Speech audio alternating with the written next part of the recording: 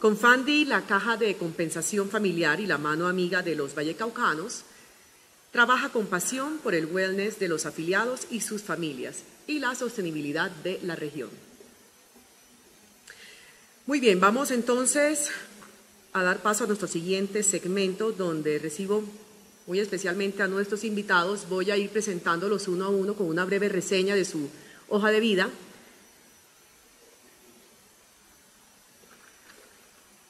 Este segmento será moderado por Juan Lozano, a quien también doy una especial bienvenida, siempre.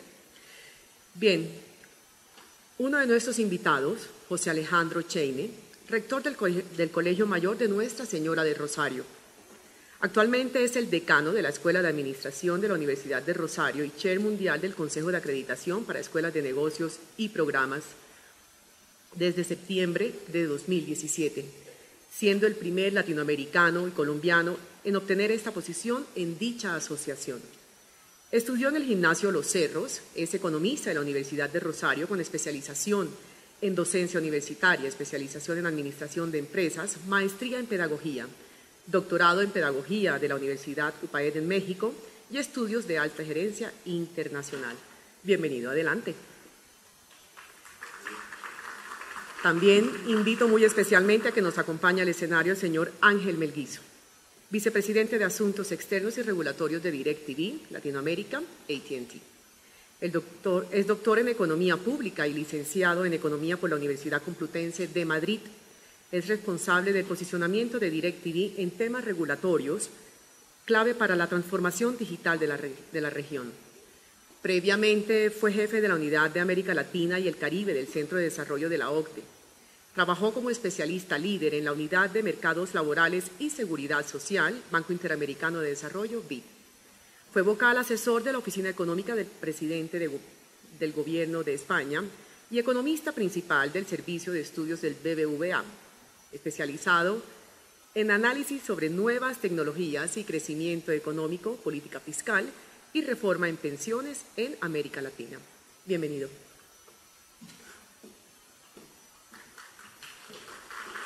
También recibimos muy especialmente a Andrés Uribe Medina, viceministro de Empleo y Pensiones. Es economista con maestría en políticas públicas de la Universidad de Chicago. Fue asesor de la Dirección Política Macroeconómica del Ministerio de Hacienda y Crédito Público y en ese periodo también fue asesor del Viceministerio Técnico, donde coordinó el área de estudios fiscales. Bienvenido.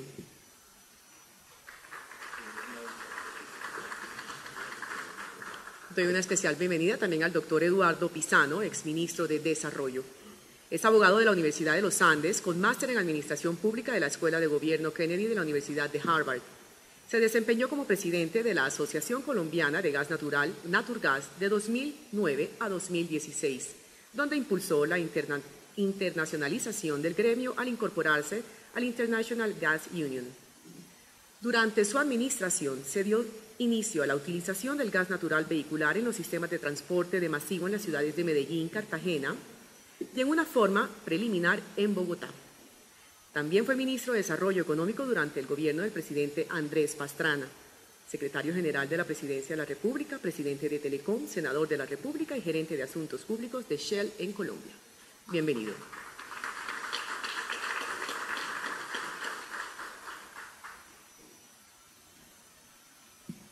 La doctora Olga Lucía Acosta, experta de la Comisión Económica para América Latina y el Caribe, CEPAL. La doctora Acosta es economista con maestría en Desarrollo y Regulación Económica de la Universidad de París, Sorbona. También en el Banco de la República y en el Ministerio de Hacienda como asesora del Consejo Superior de Política Fiscal.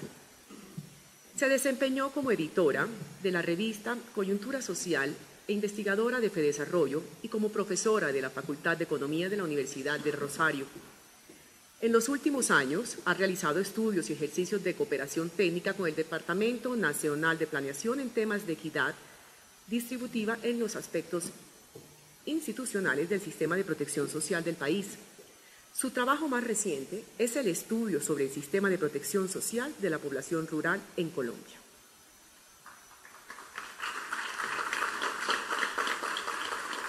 Adelante, por favor. Doctor Carlos Angulo Galvis, presidente de la Fundación Corona, ingeniero civil de la Universidad de los Andes, Bachelor of Science y Master of Science de la Universidad de Pittsburgh. Durante 39 años trabajó en el planeamiento, diseño y supervisión de construcción de importantes proyectos de infraestructura en Hidroestudios S.A., contribuyendo a la consolidación de una reconocida firma de ingeniería. Desempeñó la presidencia de la Sociedad Colombiana de Ingenieros y la Federación Latinoamericana de Asociaciones de Consultores. Fue rector de la Universidad de los Andes durante 14 años. Asimismo, fue presidente del Centro Interuniversitario de Desarrollo y por el mismo lapso de tiempo fue miembro principal del Consejo Asesor Internacional de Universia. Bienvenido, doctor Angulo. Bueno, y ahora sí, señor moderador, todo suyo del auditorio y nuestros invitados especiales. Adelante.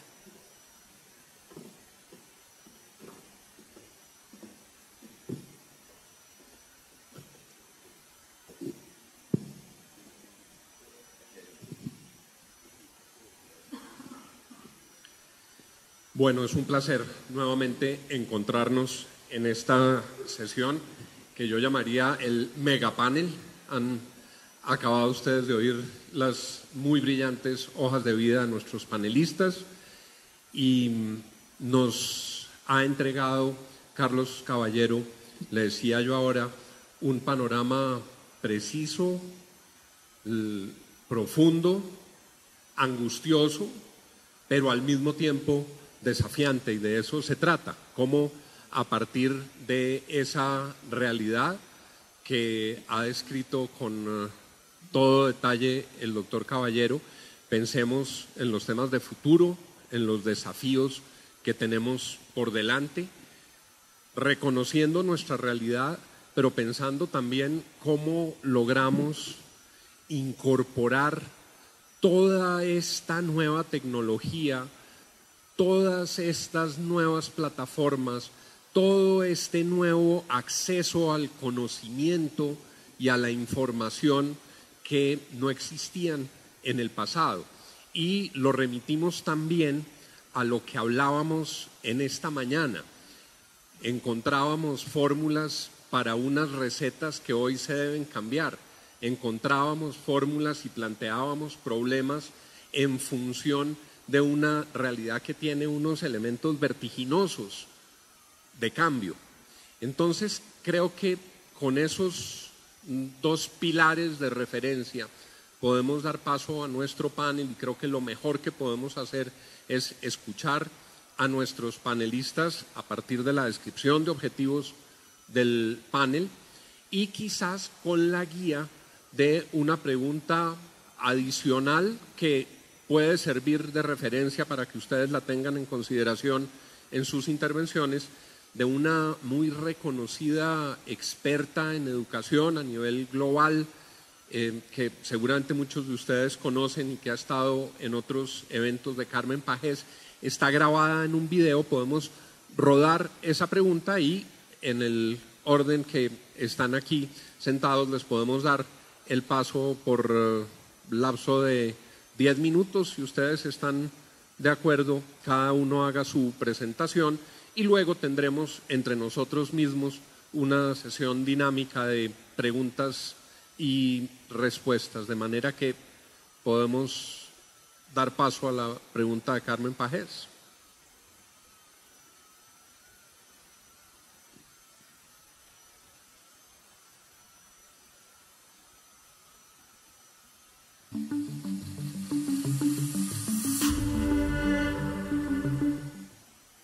¿Cuáles son los principales obstáculos que ustedes enfrentan para contratar trabajadores con esas calificaciones? ¿Qué creen ustedes que podrían hacer más de lo que ya están haciendo ahora como sector privado para enfrentar ese problema? ¿Y qué podría hacer el gobierno que no hace ahora? Le damos la palabra al doctor Carlos Angulo. Gracias, Juan. Muy fácil la pregunta, ¿no? Va a ser complicada la respuesta. A ver, el reto que tenemos nosotros para los próximos años es muy grande. Yo lo voy a expresar un poco más desde el punto de vista de la educación superior, que es donde tal vez he tenido más experiencia, pero tal vez sobre una base, y es que la educación es algo que se da a lo largo de la vida y comienza en el hogar y sigue hasta las personas que logran obtener un postdoctorado y sigue después aprendiendo. Entonces, eso crea una serie de problemas muy grandes porque comienza desde un aspecto de gran inequidad, porque la formación que reciben las personas al principio es una formación que es muy inferior a la que pueden recibir los hijos de personas que tengan educación fundamentalmente. Y si uno mira la escalera, en cada peldaño hay como obstáculos y la gente se va cayendo de los peldaños y los que terminan son muy pocos. Para darles un dato solamente, ya de los que llegan a educación superior, la cobertura es únicamente del 57%. Y aquí ha habido un recorte muy grande que viene desde el principio, que no los voy a alcanzar con más cifras. Pero lo más grave es que en educación superior, con esa cobertura que ya es pequeña, la deserción es altísima.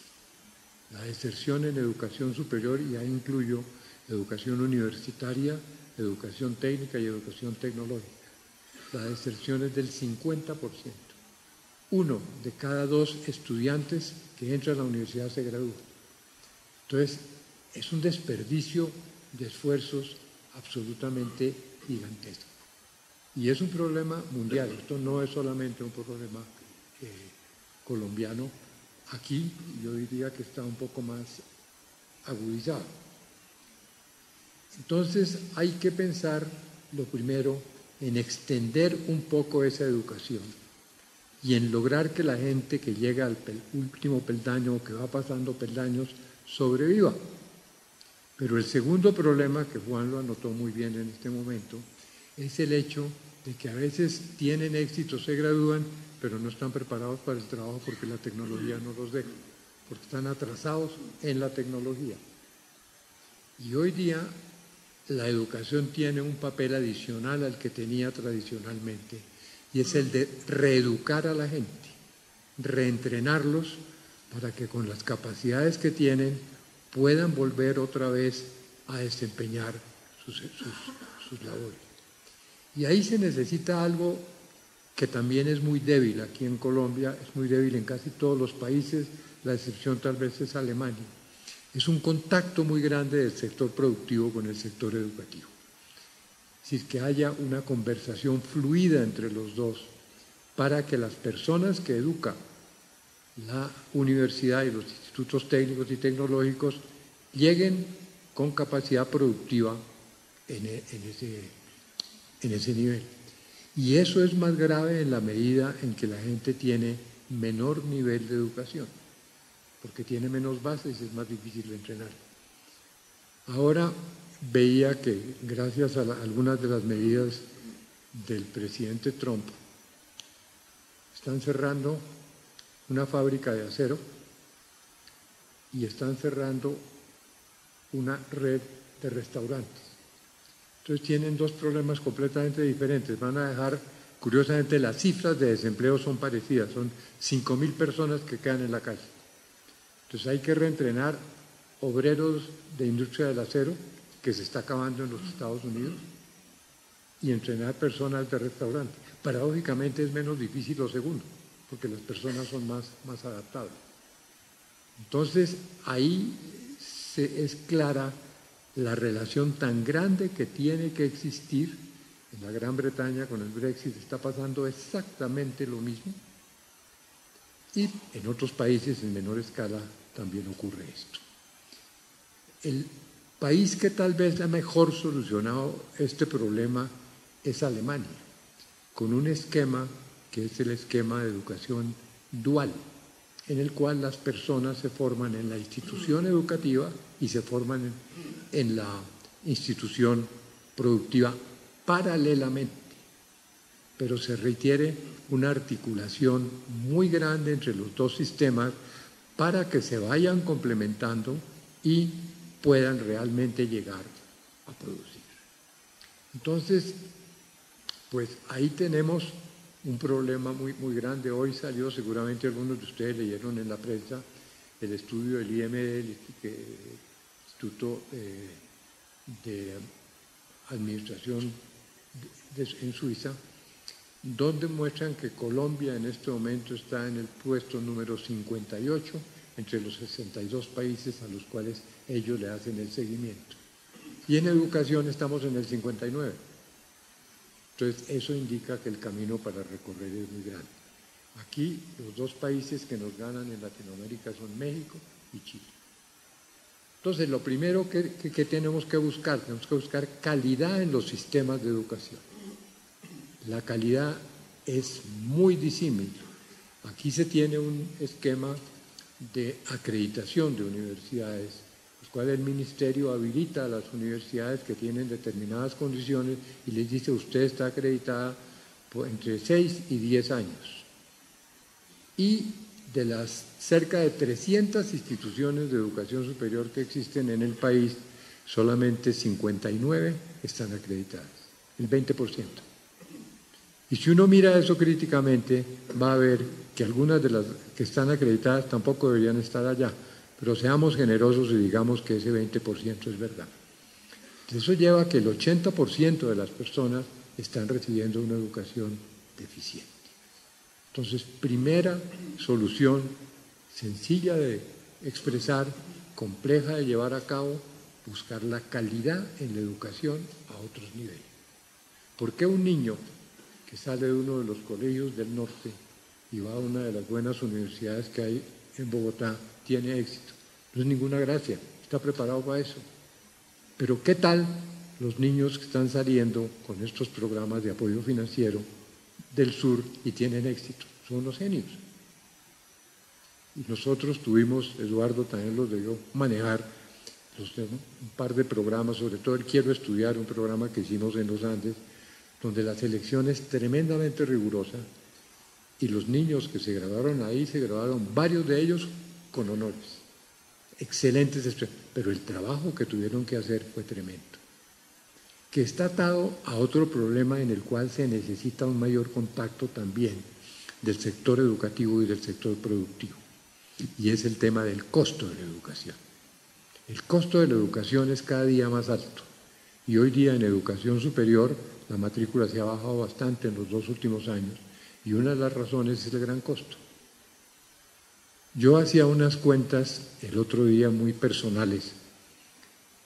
Yo estudié, cuando muchos de ustedes no habían nacido, en los Andes y terminaba uno en los Estados Unidos los 2 últimos años. Y mis 2 años en los Estados Unidos, a todo costo, pasajes, apartamento, comida, todo, me costaron 27.000 pesos, claro, de la época, de los años 50. Y llegué acá, me conseguí un trabajo y me ganaba 3.000 pesos mensuales, que era una deuda muy pequeña para ese tipo de sueldo. Hoy día, una persona que estudia en una universidad de las más costosas sale debiendo 100, 120 millones de pesos y le van a pagar 2 millones de pesos. ¿Cuándo paga esta deuda? Entonces ahí se necesita un apoyo muy grande, financiero también, donde hay una labor de las empresas, un acuerdo con las empresas, por ejemplo, que las empresas ayuden a formar su personal. Y ahí, si hay una interacción desde el punto de vista de trabajo en vacaciones, de incluso enseñanza en eso, se encuentra una cosa que es bastante más clara. Yo creo que me queda, ¿es lo que me queda? ¿Un minuto? Es lo que nos queda a todos. Ay, pero yo pensé que tenía 10 minutos. Ay, qué vergüenza. No, yo creo que hay... Ustedes tienen un pésimo moderador. Puede que... Me ha debido callar desde hace rato. No, yo creo que ahí es un punto bueno para cuadrar. Yo pensé que tenía 10 minutos. Qué vergüenza. Disculpas a todos ustedes. Muchas gracias, doctor Carlos.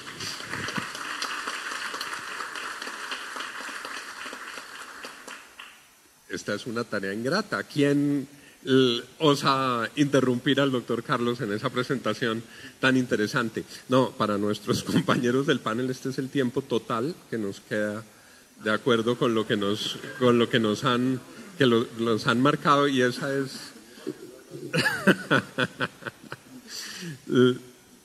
señor rector de la Universidad del Rosario, Cochaine, tiene usted la palabra. Muy bien, muchas gracias, Juan. Si quieres voy a compartir algunas reflexiones. Algunas reflexiones que quiero compartir con ustedes, 5 reflexiones y yo diría una propuesta. Para esto, digamos que para responder esa pregunta, que es bastante interesante, lo que se está evidenciando ahí es lo que se conoce como la paradoja del talento humano, paradoja que vivimos en América Latina, muy particularmente en Colombia, en las principales ciudades. Y es que tenemos al mismo tiempo un excedente de mano de obra, es decir, muchísimas personas están dispuestas a trabajar. De hecho, tenemos un desempleo importante. Pero cuando uno va al sector empresarial, el sector empresarial lo que dice es, tenemos una escasez de talento. Por eso es la paradoja, porque tenemos al mismo tiempo excedente de mano de obra y déficit de talento.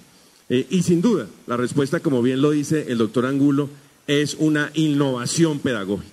En nuestra universidad realmente lo que estamos trabajando es en eso, en generar una innovación pedagógica para poder acercar esos dos mundos. De hecho, yo me atrevería a afirmar, como lo hace además el modelo dual, del cual tuve el honor de ser rector durante 10 años del modelo dual en Colombia.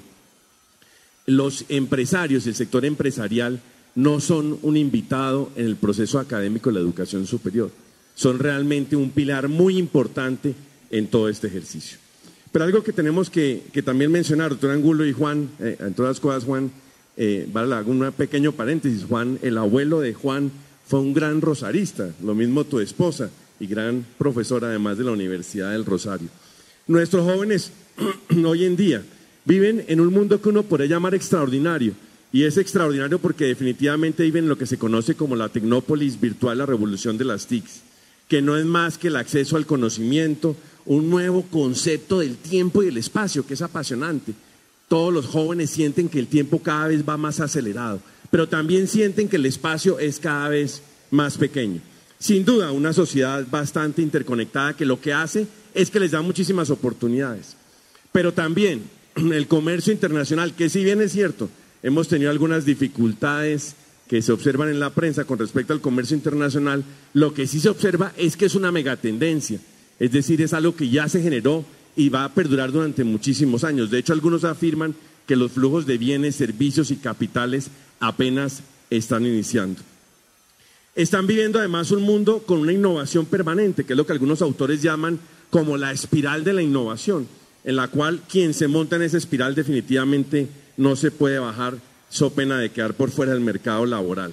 Pero algo apasionante, están viviendo nuestros jóvenes una riqueza cada vez más intangible, y eso lo que hace es que cada vez sea más volátil. Pero lo último que están viviendo lo que se conoce como un capitalismo del emprendimiento, un capitalismo en el cual el emprendimiento cada vez tiene una mayor opción o le genera mayor número de opciones a los jóvenes y a la economía, tanto en la generación de empleo como de riqueza. Pero tal vez, lo que ustedes seguramente están pensando en este momento, nuestros jóvenes también tienen una visión un poco compleja y un poco oscura, porque ellos lo que están viviendo es permanentemente lo que se conoce como la desigualdad. Y pareciera que ya se convirtió en una constante para todos nuestros jóvenes, en donde la educación, como tú bien lo decías, doctor Angulo, es una educación de alta calidad para pocos. Es una educación a 2 velocidades, no es lo mismo la velocidad, desafortunadamente, en las principales ciudades que en el resto del país. Es al mismo tiempo, los jóvenes observan que el trabajo decente, que tanto ha defendido la Organización Internacional del Trabajo, es para pocos. Y por supuesto que el emprendimiento sostenible también es para pocos. Pues aquí el gran desafío es muy sencillo, es tener la capacidad de realizar unas innovaciones pedagógicas para maximizar el talento de cada uno de los jóvenes y por supuesto optimizar el bienestar. Pero para esto se requieren diferentes formas. ¿Cómo hacerlo? Con una visión prospectiva. ¿Quién financia? Porque definitivamente, como todos lo sabemos, lo que puede ser unas matrículas o los ingresos tradicionales no son el mejor escenario. ¿Y cuál es el impacto que deseamos para ello? Para esto, unas propuestas rápidamente. Necesitamos un modelo educativo yo diría pedagógico, que tenga la capacidad de ser pensado fuera de la caja, que pueda ser observado con unas gafas, con una óptica bastante diferente y con un trabajo en equipo que tanto nos cuesta a todos los actores de la educación superior del sector empresarial. Un trabajo en equipo que realmente nos permita aprovechar las ventajas competitivas de cada uno, lo cual sin duda bajaría los costos y aumentaría la disponibilidad de acceso para todos. Pero cuando uno mira también la perspectiva del mercado laboral, retos tan complejos como son la informalidad y el trabajo decente, requieren, como lo decía nuestro expositor anterior, sin duda un crecimiento económico importante, pero también una estrategia de articulación que permita evitar esa paradoja. Aquí les tengo un ejemplo nada más. Nuestra Universidad del Rosario, con la ayuda de Asocajas, estamos en una alianza bastante importante, en una alianza de 31.000 millones de pesos. Es una alianza en la cual participan 7 universidades nacionales, 5 universidades internacionales en el marco de Colombia Científica, para realmente generar un ecosistema en Colombia que nos permita bajar la brecha de la informalidad y de la brecha de talento humano que tanto necesita nuestro país. Luego, lo que se requiere es eso, tener la disponibilidad para participar todas las universidades, todos los actores y, por supuesto, los gremios. Una observación con respecto a la revolución 4.0, que es bastante interesante en la educación. Yo me tomo el atrevimiento de hacer una afirmación. El reto en este momento de la revolución 4.0 no es un reto tecnológico. Yo diría que es un reto pedagógico. Porque en este momento muchas personas tienen acceso a toda clase de dispositivos, acceso a toda clase de información, pero no tienen la capacidad de uso y apropiación. De hecho, por culpa de ese problema es que se acuña la diferencia entre lo que se conoce como los tecnorricos y tecnopobres. Luego, insisto, el tema de la revolución 4.0 lo estamos enfrentando como todo un reto pedagógico. Y aquí es donde yo, digamos, me tomaría el atrevimiento de hacer, doctor Juan, alguna propuesta. Uno, definitivamente cada uno de los actores tiene que focalizar más su esfuerzo. Porque, de hecho, hay una gran discusión también, y es qué es lo que hacen las universidades. Si está bien todo lo que hacen las universidades o se debe focalizar en ejercicios de investigación, de docencia y de extensión para lo cual fueron diseñadas. Pero lo mismo, si me permiten tomar este paralelo, también sería para las cajas. ¿Cuál es el papel de las cajas? ¿En dónde deben estar? ¿Y cuál es realmente su función y su misión? De tal manera que pudiéramos focalizar los esfuerzos entre todos los actores, insisto, bajando los costos. Pero finalmente, aquí lo que diría es todo el reconocimiento a las cajas y a Asocajas, por supuesto, por esta alianza que siempre nos ofrecen al sector educativo, muy seguros que, como Juan lo dice, el espíritu rosarista, entre todos podemos trabajar en el desarrollo de un liderazgo siempre al servicio del bien común. Esas son mis reflexiones, Juan. Muchas gracias. Muchas gracias, señor rector. Le damos a continuación la palabra a Ángel Melguizo. Ángel. Muy bien. Muchas gracias y buenas tardes a todos. Muchas gracias a Asocajas por la invitación. Yo creo que si hay que luego ajustar el tiempo por la llegada del presidente Duque, con el doctor Angulo podemos darle la palabra y seguro que él puede llegar a tiempo a que hagamos el ajuste perfecto de tiempo. Yo creo que es un buen voluntario para eso. Si está demorado, preparamos intervenciones entre 3 minutos y 2 horas, de manera que estamos listos. Y yo creo que hay un campeón en eso. Es un reto, la verdad, intervenir cuando ya han escuchado tantas palabras y tantos buenos puntos, muchos de los cuales suscribo. Entonces, yo lo que voy a intentar es destacar pues, qué novedades, qué valor añadido o qué elementos creo que complementan buena parte de lo que se ha hablado hasta el momento. Desde luego, mi primer mensaje es un mensaje de que la informalidad está extendida. Lo han escuchado. Está extendida entre los trabajadores, es la norma, de hecho. Hay más trabajadores en muchas regiones pues, participando en el sector informal de la economía que en el formal, pero esta informalidad también es una informalidad empresarial y, por tanto, pues hay que actuar. Esta actuación se ha mostrado que es una actuación sobre todo para cerrar la brecha de productividad, pero aquí viene mi primer mensaje, un mensaje diferencial, y también la brecha de desigualdad y de equidad. La informalidad está abriendo brechas y la revolución digital las va a ampliar aún más, y eso lo voy a desarrollar. Segundo punto, se ha hablado mucho de qué hacer ante este entorno de informalidad y hemos destacado, todo el mundo ha destacado el tema de educación, competencias, habilidades. Lo voy a suscribir, pero voy a añadir un punto más, conectividad digital, ¿no? Es cierto que hay mucha gente conectada, pero todavía en Colombia la mitad de los ciudadanos no tienen acceso a Internet y la velocidad del acceso a Internet es muy inferior a la que vemos en países del entorno. No hay que irse a países de la OCDE. Y el tercer punto, un poco diferencial que voy a dar, es Colombia va bien. Colombia puede ir mejor. Y aquí yo creo que la agenda de productividad, de equidad, de conectividad digital y de skills van a permitirlo, pero desde luego viendo cómo es el entorno internacional y el entorno regional, el crecimiento de Colombia es y va a seguir siendo superior al crecimiento de los socios en la región y por tanto pues se puede construir sobre algo positivo. Déjenme desarrollar algunos de estos tres puntos. Informal is normal, decía la OCDE hace 10 años en un informe y de hecho todavía es así. Es una informalidad que también afecta a esa nueva clase media que se ha generado en buena parte de los países de América Latina y también en Colombia. 6 de cada 10 trabajadores de ingreso medio en Colombia trabajan sin un contrato escrito. No estamos hablando solo de trabajadores de menor ingreso, son también esos trabajadores de clase media y eso explica pues cierta vulnerabilidad. Y como decía el presidente Duque en la Asamblea Sofondos hace unos meses, el 60% de las empresas en Colombia no tienen un registro mercantil o un registro tributario. Podemos abogar por sistemas como el alemán, pero si tenemos un 60% de empresas que están totalmente fuera del radar formal, pues la llegada que va a tener ese sistema educativo va a ser menor.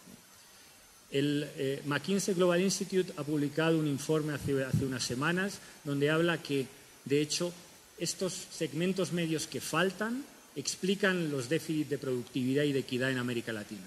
Un segmento medio de empresas de tamaño medio, que es el que hay en otros países fuera de la región y que hace que la transición entre empresa pequeña, mediana y grande sea más fácil, ¿no? Faltan empresas de tamaño medio en Colombia, ¿no? Y este es un segmento que es fundamental y es la informalidad que vemos en el sector empresarial está en la raíz. Y el otro elemento que quería destacarles es falta una clase media consolidada. Tenemos una clase media vulnerable con trabajos informales, con probabilidad de volver a caer en la pobreza y eso está en la raíz de la desigualdad. Entonces, ¿qué hacemos? Bueno, pues aquí mi mensaje es hay que hacer pensando en una Colombia del futuro, no la Colombia de hoy, la Colombia del futuro, ¿no? Porque la revolución tecnológica, la revolución digital ya está aquí, ¿no? En países de la OCDE se dice que el 14% de los empleos van a estar automatizables, 100%, y el 32% de los empleos van a estar radicalmente impactados por las nuevas tecnologías. Bueno, mi estimación es que el 100% de los empleos de alguna manera va a estar impactado por las nuevas tecnologías y eso también está sucediendo en Colombia. Por eso hay que tener una agenda que sea una agenda de futuro, una agenda de formalización que no sea la agenda de siempre. Reformas tributarias son necesarias, reformas regulatorias, pero es una agenda de reformas más de futuro. Y aquí es donde me uno a todos los colegas hablando de la importancia de los skills, las competencias, las habilidades. Yo me desempeño ahora en el sector privado. Cuando se nos pregunta, o cuando yo preguntaba al sector privado cuando estaba en el otro lado, si tienen problemas para cubrir vacantes, 2 de cada 3 empresas colombianas lo declaran. Hay candidatos, tengo candidatos, pero estos candidatos no tienen las competencias y las habilidades que necesito. 80% de estas empresas dicen son competencias relacionadas con las nuevas tecnologías, por tanto estamos de nuevo en la parte de revolución digital, pero aquí esto le va a gustar al rector. También lo que dicen, pensamiento crítico, inteligencia emocional, capacidad de comunicarse. Es decir, la economía digital que viene es una economía que va a requerir de competencias que se denominan blandas, unas competencias de relacionamiento y que hoy en día nuestros sistemas educativos pues no están proveyendo, o por lo menos eso es lo que pensamos desde el sector privado. Y a esto hay que unir la agenda de conectividad digital, porque según los últimos datos hay prácticamente 3 millones de hogares de la Colombia rural sin ninguna conexión a Internet y 4,5 millones de hogares urbanos sin ninguna conexión a Internet. Por tanto, esta sociedad de la información es una sociedad que no está llegando a la mitad de Colombia y por eso es la urgencia de añadir a la agenda de skills, de competencias y habilidades, una agenda de conectividad digital. Creo que se puede y soy optimista, ¿no? Soy optimista porque se puede aspirar a una Colombia que dé el salto de ingreso medio a ingreso alto con más movilidad social. Vemos instituciones educativas como la Universidad del Rosario que está pensando a 2025 y aquí disclaimer, soy parte de la conciliatura de la Universidad del Rosario. Estamos pensando cómo reformar las instituciones educativas pensando en lo que está aquí y lo que va a venir en temas de tecnología. Vemos un gobierno que ha impulsado pues, algunas instituciones como Ruta N o Impulsa. Esos son canales esenciales para que Colombia lidere en la economía del emprendimiento. Y por último también hemos visto un Plan Nacional de Desarrollo y espero que el Senado y la Cámara aprueben una ley de modernización de las telecomunicaciones que lo que aspira es a cerrar esa brecha de conectividad. Decía el Instituto Global de McKinsey en su estudio que América Latina podría aspirar a una primavera digital. No sé si es una primavera o un verano digital. Bueno, aquí en Bogotá no hay estaciones tampoco, así que con la misma temperatura, digamos que Colombia puede aspirar a dar el salto de productividad y de equidad, y creo que aquí las palancas de conectividad digital y la palanca de formación, educación, skills y competencias pues son esenciales. Muchas gracias. Muchas gracias, Ángel. Señor viceministro, tiene usted la palabra. Bueno, muchas gracias y muy buenas tardes para todos. Retomando la pregunta que hace Carmen Pajés, que va básicamente en la pregunta que proponía el señor moderador, que hablaba de los desafíos que tenemos hacia adelante. Y es precisamente la pregunta que nos hace Carmen, por lo menos en lo que le corresponde al gobierno, ¿qué tiene que hacer el gobierno que no se ha venido haciendo para enfrentar ese panorama que nos presentaba el profesor Caballero, que estuvo fantásticamente explicado? Tenemos un escenario con una informalidad que, a pesar de que ha disminuido en los últimos años, se mantiene por encima del 60% en todo el país, es de 85% en el sector rural, son niveles claramente inaceptables.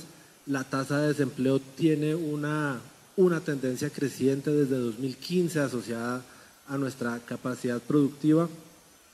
La productividad total de los factores ha estado prácticamente estancada por 10 años. Hemos visto altibajos en la productividad del trabajo, pero definitivamente estamos atrapados en esa dinámica de informalidad y baja productividad que le impide a la economía avanzar, generar formalidad y generar protección para los habitantes. Porque ¿qué es informalidad finalmente?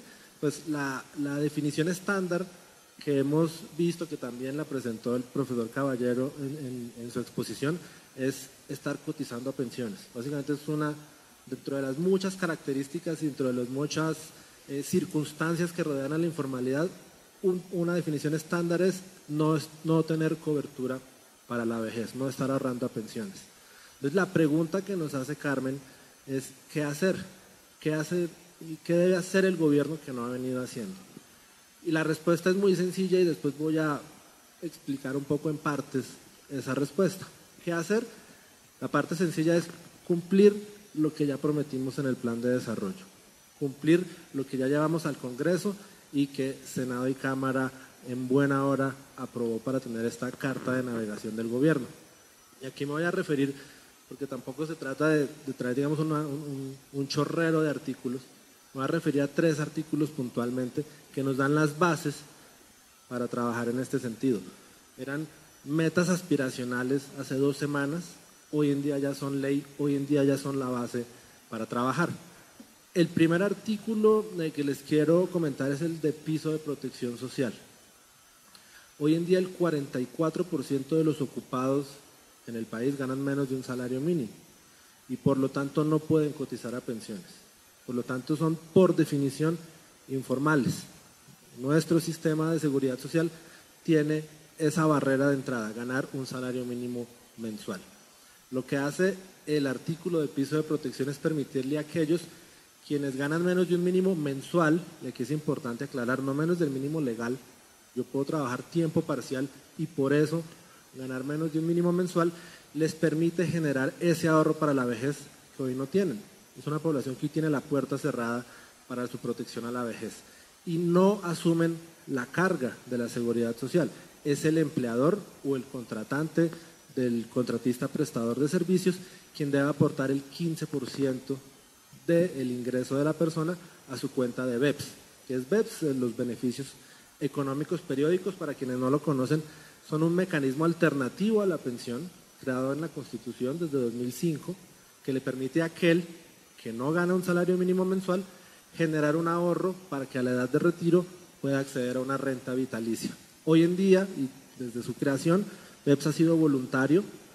En ese sentido no ha tenido la cobertura necesaria. Muy pocos ahorradores existen hoy en BEPS, teniendo un potencial de tal vez 9, 10 millones de personas que ganan menos de un mínimo. Solo hay aproximadamente 150.000 personas ahorrando en BEPS. Pero ahora la carga es del empleador. No es la persona la que tiene que sacar de sus escasos recursos para ahorrar. En la medida en que generemos esta cultura de ahorro, vamos a generar ese piso de protección que tanto perseguimos. Esto tomando como realidad que tenemos esta deficiencia de mercado, que tenemos un 44% de nuestros ocupados ganando menos de un salario mínimo. No es el mundo ideal, pero es el mínimo que le podemos aportar a las personas que hoy en día tienen cerrada la puerta a la seguridad social. Otro artículo que les quiero comentar ya es más activo, es el artículo que ha creado el Sistema Nacional de Cualificaciones, y particularmente, y apartándome un poco de lo que han dicho mis compañeros panelistas, le da fuerza a la vía de formación para el trabajo. El Sistema Nacional de Cualificaciones tendrá, por supuesto, la vía académica, la vía que conocemos la mayoría de quienes estamos en este salón, que vamos al colegio, a la universidad, a posgrados, quienes tenemos la oportunidad, pero este le da fuerza a la vía para formación al trabajo, y con un enfoque muy preciso, el de la pertinencia, porque hoy en día nuestros jóvenes se están formando en cosas que no necesita el sector productivo. Hay auxiliares contables que ya son completamente obsoletos, se forman secretarias que cada vez son también más obsoletas. Mi jefe, la ministra Alicia Arango, dice: mi secretaria es esta, y saca el teléfono. Hay ocupaciones que hoy por hoy se van volviendo más obsoletas y estamos formando a gente para cosas que no necesita el aparato productivo. El Sistema Nacional de Cualificaciones, insisto, sí incluye, por supuesto, la vía de formación académica, pero fortalece la vía de formación para el trabajo. Hoy hay personas que no quieren o no tienen la capacidad de hacer una carrera larga, académicamente hablando, y se forma directamente en aquello que necesita el sector productivo. Como decía el rector ahorita, los empresarios no son unos meros invitados en estas cuestiones. Los empresarios van a ser una parte fundamental, seguirán siendo una parte fundamental a través de las mesas de normalización que hoy en día maneja principalmente el SENA, para definir las necesidades del sector productivo, para asegurar la calidad de los programas de formación y formar con pertinencia a nuestra fuerza laboral. Un tercer artículo que les quiero comentar es el de inclusión laboral. Hoy en día nuestro servicio público de empleo funciona principalmente a través de las cajas de compensación. Asocajas agrupa a nuestros principales socios en materia de gestión de intermediación laboral. El servicio público de empleo hoy tiene unos servicios muy básicos. Básicamente yo llevo mi hoja de vida y espero a que una vacante reviente y puedo ir y conseguir un trabajo. Pero lo que queremos es ir mucho más allá, y es crear una serie de servicios especializados que identifique las barreras que tiene cada persona que acude al servicio público y le dé la capacitación precisa para superar esas barreras. Hay barreras por discapacidad, hay barreras por conocimiento, hay barreras por género. Esos servicios especializados hoy no los hemos implementado, y a través de la inclusión laboral que proponemos en el plan de desarrollo queremos optimizar el servicio del servicio público de empleo. Y para terminar, una ñapa, otro artículo que habla de las plataformas, ya que hablamos de la cuarta revolución industrial. Hay un artículo que, digamos, deja las cosas en suspenso, pero que nos sirve, que nos pone la obligación de regular la seguridad social en los negocios digitales. Hoy en día no sabemos todavía cómo definir la relación laboral de alguien que trabaja en un Rappi o de alguien que trabaja en cualquier otra plataforma, no lo podemos ubicar en el Código Sustantivo del Trabajo como dependiente o como independiente. El plan de desarrollo, la ley, nos pone la tarea de en un año entrar a definir cómo se deben distribuir las cargas de la seguridad social, porque queremos que estas industrias florezcan, sin duda alguna, pero también debemos garantizar que todos tengamos acceso a la seguridad social. Yo con eso termino aquí. Muchas gracias. Muchas gracias, señor viceministro. Le damos la palabra a la doctora Olga Lucía Acosta. Bueno, buenas tardes. Mil gracias a Socajas, Adriana, Margarita por la invitación. Mil gracias por la moderación, doctor Juan y distinguido panel. Como el tiempo es corto y debemos correr y sé de la urgencia aquí de los últimos, de que el presidente nos llegue, nos anticipe, yo quiero, si no le cuentan a Carmen Pajés, que formuló la pregunta, hacer un poquito, tratar de unir lo que nos correspondía hacer en el panel de esta tarde con los interesantísimos o las interesantísimas conclusiones de esta mañana, que tienen que ver con la protección social, ¿sí? Con ese sistema integral. Y gracias, doctor Carlos Angulo, por recordarnos que son peldaños que vamos construyendo. Nosotros usamos el símil de red con Ángel, que hemos pensado conjuntamente, reflexionado conjuntamente en eso, porque eso es lo que se construye, un poco lo que usted ve de los peldaños que va subiendo la gente y una que no lo logra, cómo logramos hacerlo. Esa es como la imagen más clara de protección social. Déjenme entonces que yo trate de unir en unos breves comentarios esas observaciones.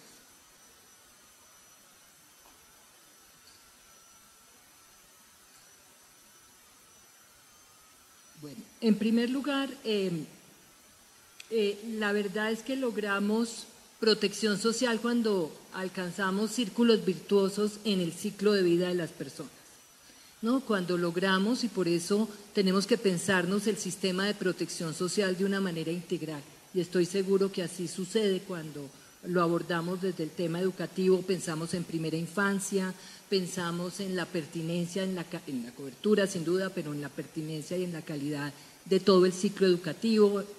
Varios de ustedes nos han dicho que es una calidad de educación permanente a lo largo de la vida, para lograr inserciones adecuadas en el mercado laboral que nos van a llevar a nosotros mismos a crearnos mecanismos de protección cuando ya no somos activos. Ese es el círculo ideal, y lo que tratamos de construir con los sistemas de protección social es cómo evitamos que las caídas que se nos pueden presentar a cualquiera en esta vida, y en eso las cajas pues juegan un papel fundamental y lo entienden perfectamente, lo logran. Cuando articulamos así el sistema de protección social, déjenme hablarles de 4 principios para llegar, no voy a eludir del todo la pregunta sobre informalidad. Pensamos en que es un sistema universal. Generalmente existe la duda de si es un sistema únicamente para las personas más desfavorecidas o de ingresos más bajos o que tienen más vulnerabilidades. El sistema de protección social es para el 100% de la población. Yo hago generalmente una pregunta, y es si alguno de nosotros tiene la seguridad de que no va a enfrentar ninguna enfermedad, ninguno. Entonces necesitamos estar todos protegidos, y el sistema que estamos construyendo y que construyen es para eso. El segundo es que es integral. La integralidad, me encanta citar una frase, y como sé que mi comentario es breve, debo hacerla. Me encanta citar una frase de Costa Spinandersen, bastante conocida, que es un especialista danés que participa en la reforma de los sistemas de protección social en Europa. Y él dice: la reforma en las pensiones debe comenzar con guarderías. Y me parece una frase muy poderosa, porque muestra que todo lo que requerimos, y nos pensamos mucho la protección a la vejez, señor viceministro, la necesidad de una reforma pensional, esa empieza muy temprano, sí, que en todos los programas de primera infancia, si queremos lograr esos círculos virtuosos que promueve un sistema de protección social. La urgencia de nuestras tendencias demográficas nos han hecho acelerar el paso y preocuparnos por qué vamos a hacer recientemente. En las 2 últimas décadas, lo recordaba hace un momento Ángel, América Latina tuvo unos éxitos importantes. Es cierto, Colombia se desacopló en materia de crecimiento de la región, tuvimos unas mejores tasas de crecimiento. Toda la región logró reducciones muy importantes en pobreza y en desigualdad, y Colombia se destaca dentro de ese comportamiento. Pero ahora que se frenó, nos exige volver a reenfocarnos en cuál es la tarea, y yo sin duda también suscribo el tema de la clase media, de cómo hacemos evolucionar nuestro sistema de protección hacia buscar esos bienes públicos, doctor Carlos Caballero, que fortalezcan esa educación, esa calidad de las personas que van a enfrentar un mercado laboral cambiante, como ya lo han señalado. ¿Qué hemos aprendido? Esa es una lección que los especialistas de CEPAL la trabajamos integrada, y ahí entra lo de los mercados laborales. Hemos aprendido que el empleo es la llave maestra, así lo llamamos. O sea, no es la política social. ¿Les habla alguien que ha trabajado en políticas sociales? Y les puedo decir que no es la política social la que saca a la gente de la pobreza. La política social y las políticas y lo que hacemos ayuda, pero son los esfuerzos de las personas que se insertan en mercados laborales, formales o informales, ¿no? De acuerdo a una clasificación que nosotros utilizamos. Son esos esfuerzos de las personas. Es la llave maestra, es el eje de la integración económica y social, el trabajo. Es de donde derivan el 80% de los ingresos de las familias más pobres, ¿no? A veces se nos pasa por la cabeza que es que tenemos muchos subsidios, a veces los que conversamos en temas macro, y ustedes a veces oyen a los ministros decir que hay, sí, pero los hogares en Colombia, el 80% de sus ingresos se derivan de ingresos laborales. Entonces ahí hay una gran fuerza que es la que debemos transformar. El acceso de las mujeres al trabajo en las últimas décadas ha significado también ese progreso, en Colombia particularmente, y eso hay que reconocerlo, junto con las políticas sociales activas de las cuales todos hemos aprendido en las 2 últimas décadas. Preguntan qué debe hacer el gobierno, y he estado pensando todo el tiempo y nutriéndome obviamente de un distinguido panel y de sus observaciones. Y yo diría, 1, saber cuál es la secuencia adecuada, ¿no? Creo que hay muchas cosas, señor viceministro, en el plan que van en esa dirección, ¿no? En la secuencia adecuada. El plan dice, tenemos que lograr la doble inclusión social y productiva. Pero eso requiere una secuencia. Nosotros no podemos pedirle a trabajadores que no tienen todavía el capital humano básico en temas de educación, en temas de salud, que se inserten adecuadamente en mercados laborales. Y ahí está la gran tarea de bienes públicos de calidad, ¿no? Para lograr esa primera, que nos permita abordar los mercados laborales con todas las complejidades que ustedes han señalado, de las nuevas tecnologías, de los nuevos mercados, de la gran variabilidad. Ya voy terminando en los 2 minutos que me restan. En realidad yo veo todo el sistema de protección como una cadena que tiene un punto de llegada en donde el trabajo juega un papel fundamental. El mundo del trabajo también agrava las desigualdades. Sigue siendo un eslabón que vincula una estructura productiva, aquí lo hemos visto, altamente heterogénea y con un alto peso de sectores de baja productividad. Y eso produce una alta desigualdad en los ingresos de los hogares. Aquellos que se insertan en mercados laborales o que son más informales o que son los que nosotros conocemos más como cuenta propia, pues tienen una distribución de los frutos de ese crecimiento mucho menor. Entonces, ese es uno de los llamados a lo que tenemos que corregir. Cuando se pregunta qué debemos hacer o qué le sugerimos o qué en llave con el gobierno y con sus instituciones, en qué trabajamos. Son necesarios programas innovadores para superar la pobreza, concebidos como parte de la política de protección social individual. no solo en el campo económico. En el campo social se requiere inversión social. El ministro, voy a citar al ministro de Hacienda esta mañana, decía que nos hacía falta unos cuantos puntos de ingreso fiscal porque requeríamos más inversión social, ¿sí? A pesar y redistribuir mejor los subsidios, sin duda, y lograr muchas ganancias, pero sobre todo ahí tenemos un punto. Pero también, no solamente inversión social, sino mitigación de impacto ambiental. El nuevo rector de la Universidad de los Andes decía en un foro la semana pasada que algo en lo que sí no podemos seguir, pues en las metas de pobreza podemos irnos acercando, seguir avanzando de una manera gradual. Nuestros programas están dirigidos a ello, pero en materia ambiental no.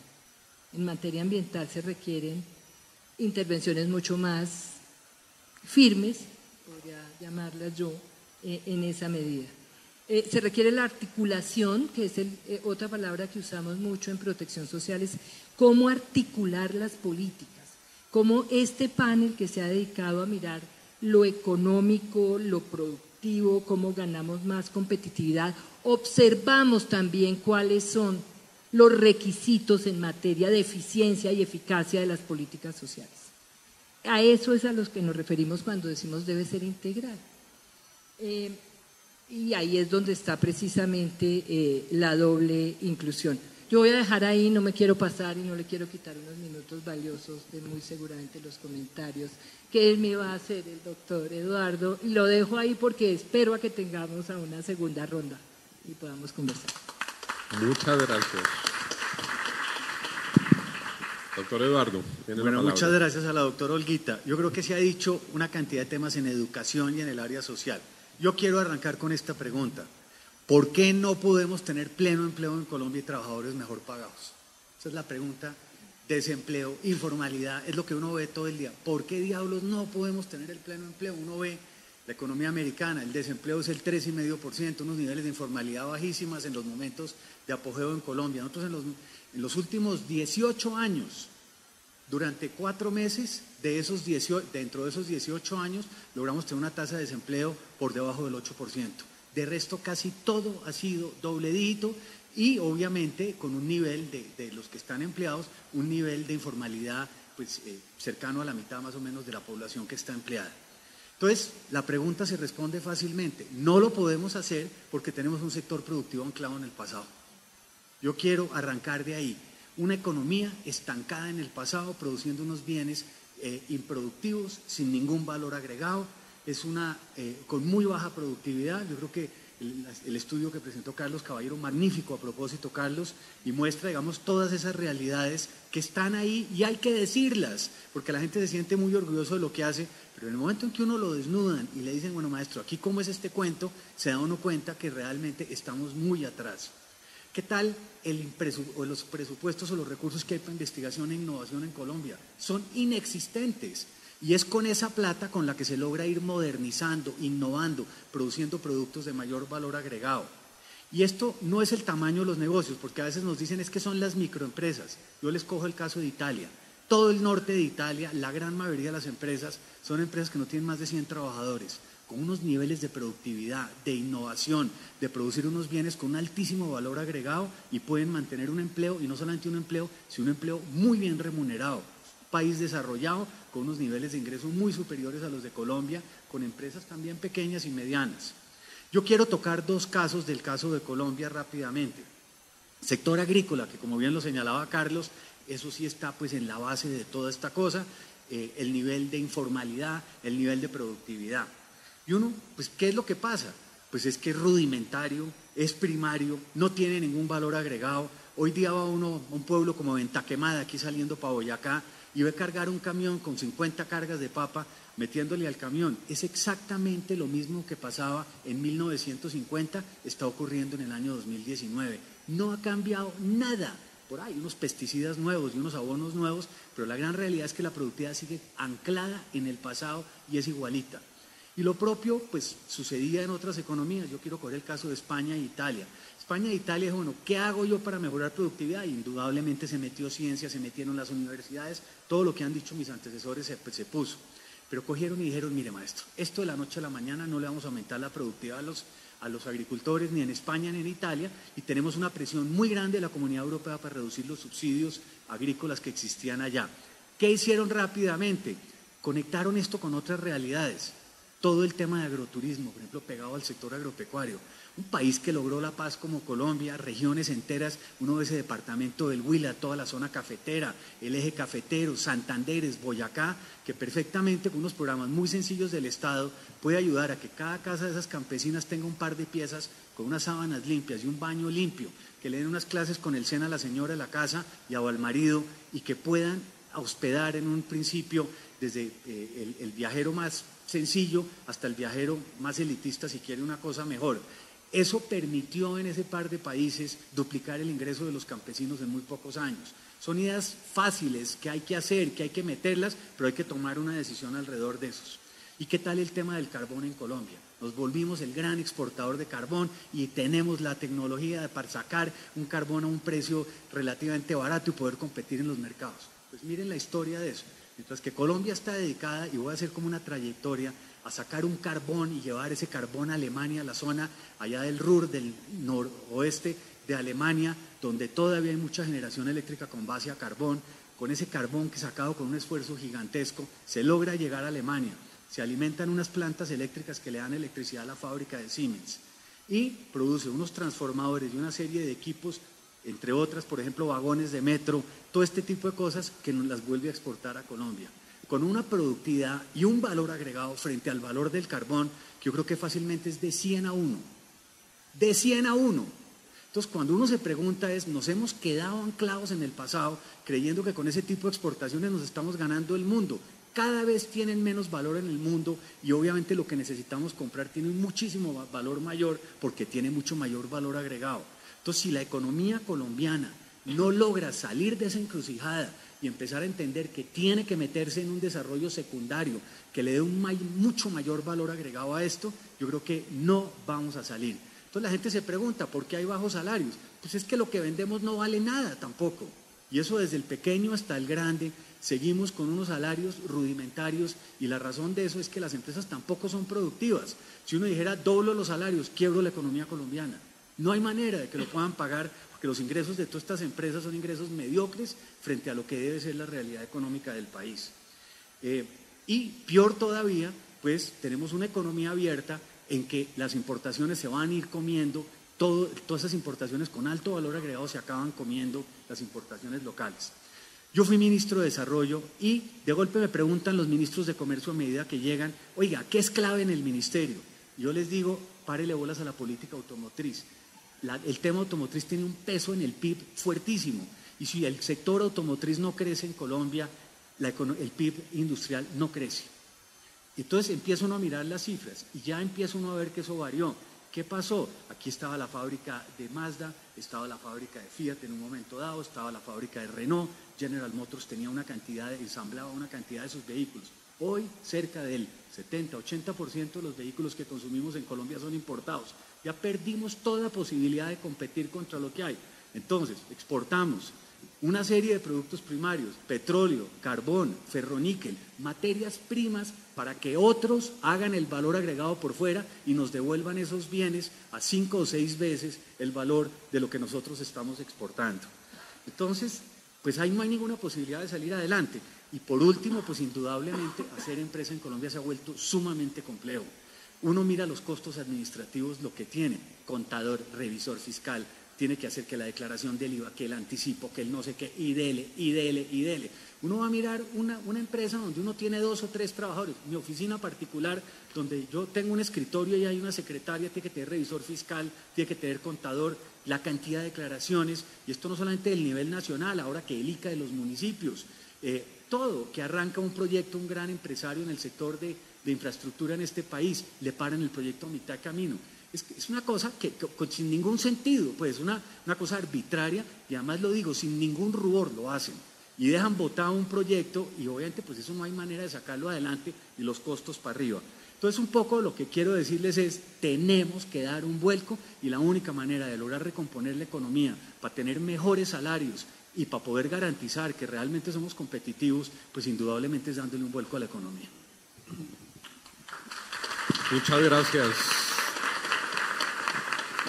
Muchas gracias, doctor Eduardo. Después de oír estas extraordinarias presentaciones, nos informan que todavía tenemos unos minutos de más.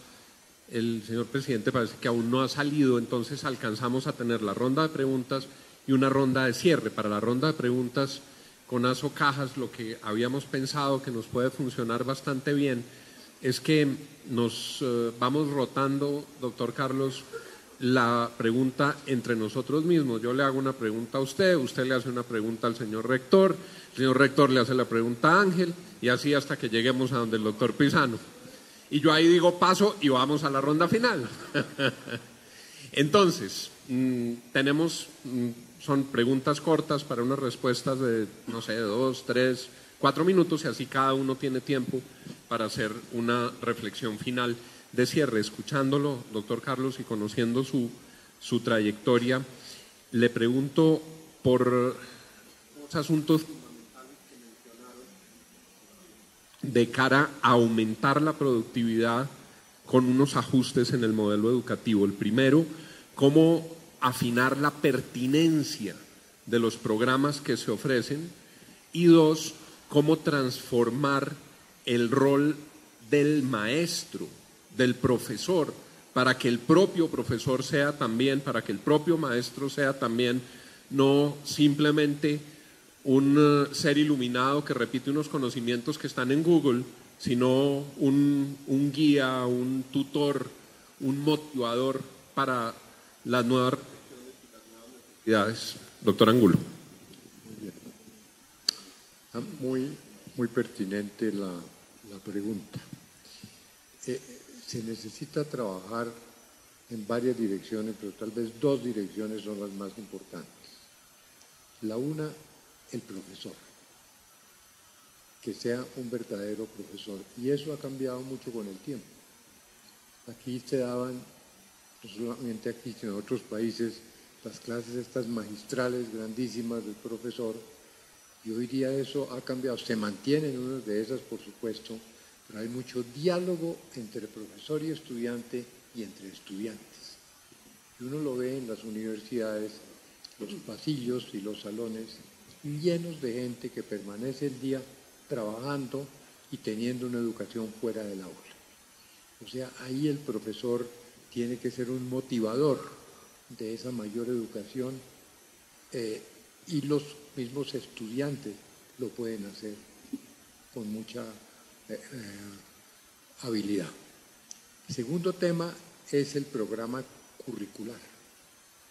Si uno examina los programas curriculares de hace unos años, eran unos programas que trataban de cubrir lo divino y lo humano.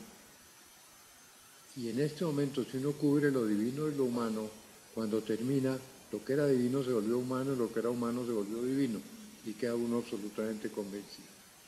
Entonces, hoy día los programas curriculares deberían ser armados con una formación básica muy importante. Volver a los clásicos, la historia, la economía, el desarrollo de los países, para que la gente tenga ese tipo de formación, y las matemáticas, por supuesto, pero que la cubra para todas las disciplinas, para que después, en los años siguientes, la educación sea mucho más flexible y se esté adaptando a lo que está pasando en el momento, y ya comience a tener un contacto con el sector productivo. Entonces, es un currículo que se cambia un poco. Hoy día eso existe en algunas universidades, que es mucho más general en los 2 primeros años, y en los 2 últimos años ya hay un contacto mucho más grande con la realidad. Eso requiere, entre otras cosas, una infraestructura física diferente de la universidad tradicional. Ya no se necesitan esos grandes salones para las conferencias, sino sitios de diálogo donde los estudiantes puedan conversar y puedan ayudarse los unos a los otros. Muchas gracias, doctor Carlos. Su pregunta para el doctor Chay. A ver, la pregunta es esta. ¿Cómo lograr, que me parece maravilloso, que una universidad como el Rosario se haya mantenido hasta ahora con el sistema de gobierno en el cual los estudiantes tienen una participación gigantesca? que eso en muchas instituciones podría ser el mecanismo negativo, y allí ha funcionado durante 400 y más años divinamente. Muy bien, muchas gracias, doctor Angulo. Voy a saltarme un poco tu metodología para complementar un poco lo que tú muy bien dices, y ya te contesto que es muy buena tu pregunta. Uno, definitivamente es un cambio pedagógico. Nuestros estudiantes aprenden hoy en día en todo momento. Antes se creía, hace varias décadas, que el estudiante solamente iba al salón de clase, apenas acababa el salón de clase, se paraba el proceso de aprendizaje. Luego es en todo momento, todo el tiempo están aprendiendo. En todo lugar, como tú bien lo dices, en cualquier escenario, aprenden en la empresa, aprenden, en nuestro caso, en nuestros hospitales aprenden en todos los escenarios, aprenden en la casa, etc. Pero algo muy importante, aprenden de todos. Todos somos coformadores de nuestros jóvenes. Los padres de familia son coformadores, los empresarios coformadores. Por supuesto, los profesores son coformadores. Luego, lo que te diría es que ha cambiado en la concepción de todo momento, todo lugar y todas las personas que intervienen. Ahora con tu pregunta, que es extraordinaria. Nuestra universidad durante 365 años ha tenido un modelo de gobierno muy particular, que es único además en América. Y lo cuento rápidamente para atender tu pregunta.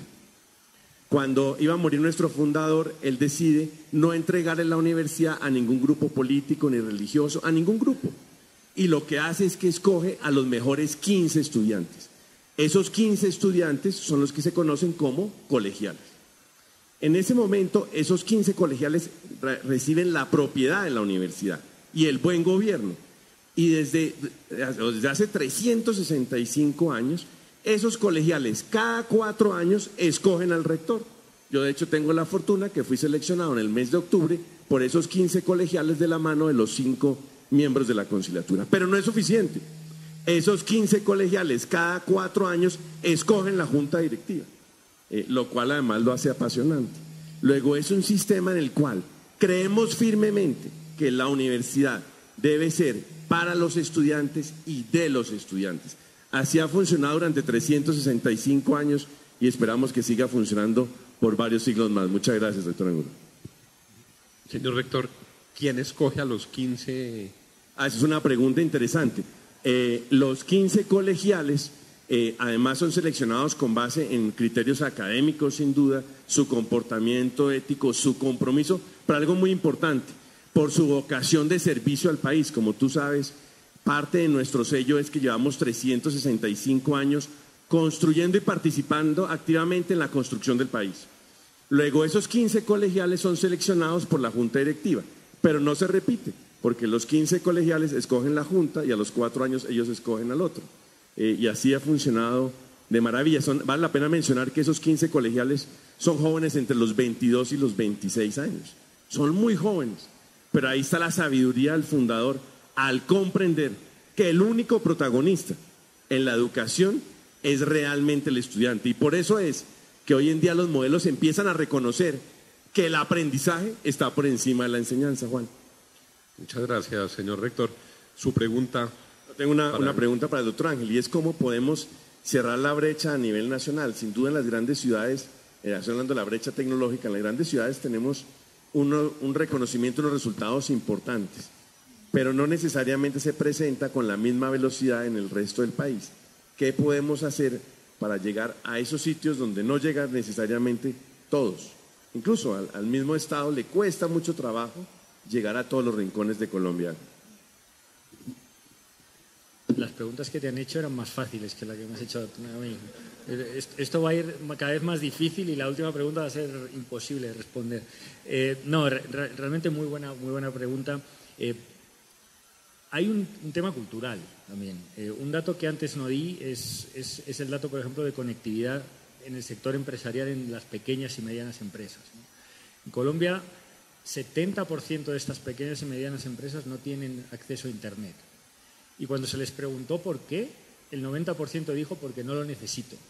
Entonces, hay una labor, desde luego, educativa y de información para mostrar cuáles son las ventajas que tendría pues, una mayor conectividad digital. Yo creo que eso, tanto para los ciudadanos como para el sector productivo, hay una labor didáctica a hacer entre todos, entre el gobierno, el sector productivo y también la academia. Y en segundo lugar, hay una brecha de inversión física. Claramente, lo que vemos en los países de la OCDE que dieron el salto de ingreso medio a ingreso alto, que es donde está Colombia desde hace 60 años, pues lo hicieron con cierta institucionalidad, con un desarrollo de mercados financieros, con un poco más de impuestos, como comentaba el ministro Carrasquilla. Los países de la OCDE que dieron el salto en los últimos 30 años lo hicieron con 3 o 4 puntos más de ingresos tributarios, pero lo hicieron con un choque positivo de inversión en infraestructuras, y estamos hablando de energía, de transporte y hoy en día de conectividad digital. Entonces yo creo que ahí, desde luego, todavía falta esa inversión, y es una inversión que tiene que hacer el Estado junto con el sector empresarial, porque solo así vamos a lograr que esas personas, esas sociedades no pierdan las oportunidades que muestran las nuevas tecnologías. Productividad y equidad van juntos, y los análisis muestran que aquellos que están conectados, como ciudadanos o como empresas, tienen una mayor productividad, un mayor ingreso, un mayor salario y más oportunidades. Por eso de la urgencia de esta tarea. Muchas gracias, Ángel. Tu pregunta para el señor viceministro. Y enlazo la parte digital con la parte de SKIS. La verdad es que me gustó mucho el punto de pertinencia que mostró el viceministro.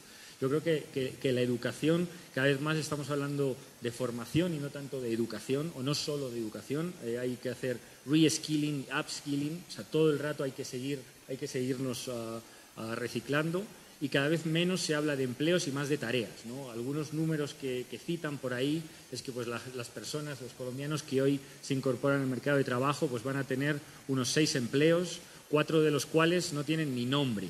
Dicen que no existen, ¿no? No, es que no sabemos ni siquiera cuáles son las tareas. Entonces, ¿cómo podemos detectar la pertinencia de esta formación para unas tareas alrededor de las cuales hay tanta incertidumbre?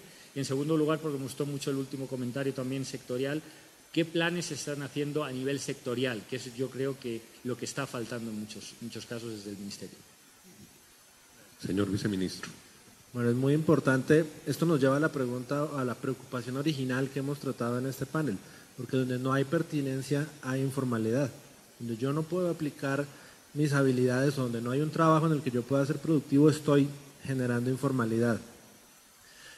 Me lleva tu pregunta al artículo que les comenté del Sistema Nacional de Cualificaciones, y podemos ver las cosas en secuencia. Hablamos de un subsistema de formación para el trabajo que requiere, a través de las mesas de normalización, que son unas mesas sectoriales, que me ata con la segunda parte de tu pregunta, que son mesas sectoriales y regionales que recogen la información del aparato productivo, la información del empresariado sobre las necesidades, sobre las habilidades que necesitan incorporar a su operación. ¿Para qué? Para que el sistema de formación procese ese insumo de demanda de trabajo y garantice que exista la oferta. Entonces, en el plan de desarrollo hablamos de mesas de normalización, hablamos de Marco Nacional de Cualificaciones, que es el catálogo que compila esas habilidades que se van requiriendo, y hablamos de un sistema de calidad que es vital. ¿Por qué?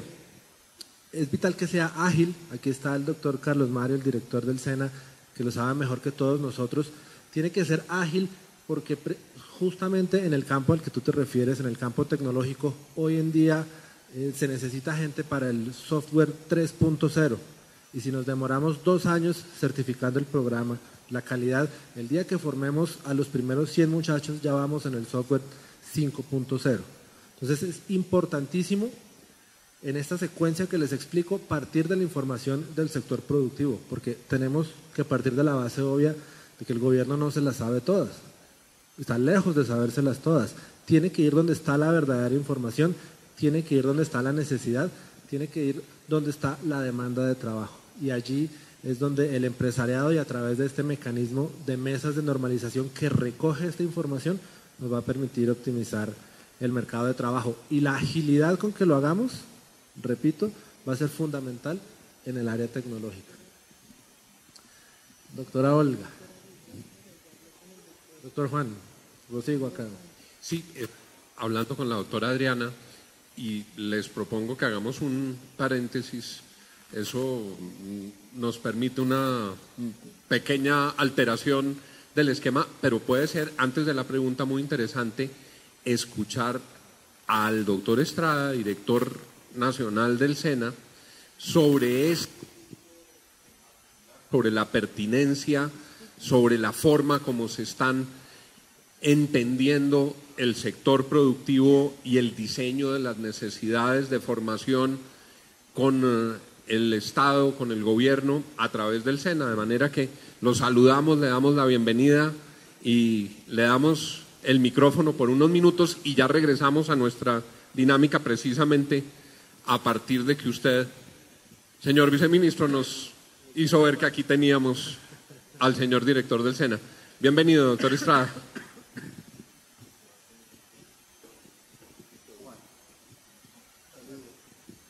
Un saludo muy afectuoso para todo el auditorio, para los conferencistas.